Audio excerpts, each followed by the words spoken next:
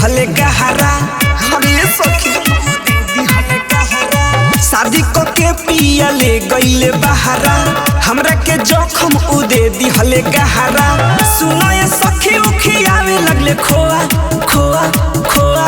हाँ सैया गोवा में छिला देले ढोड़ी के रुआ सैया गोवा में छिला देले ढोड़ी के रुआ सैया गोवा में छिला देले ढोड़ी के रुआ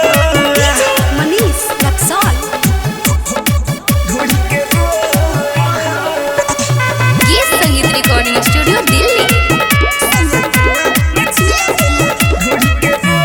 दैया रे दैया जबरी धके सैया कमर के तूड़ दिहले बारे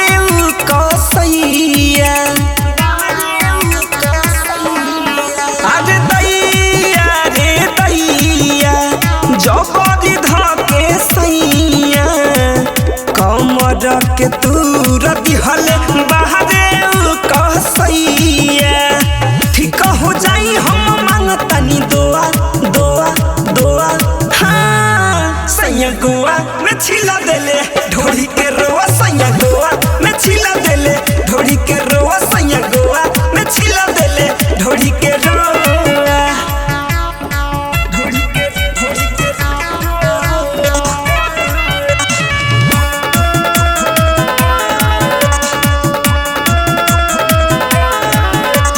music by Mantu Manish. Writer Chandan Raj से कहन पाइला जसे चललो न जात बाटे हमारा अब आपस से अब्दुल्लाह ड्राइवर से कहन पाइला जसे और न सुशील सुन चला जला अपने आप से बिरजू बरान सखी ने टोआ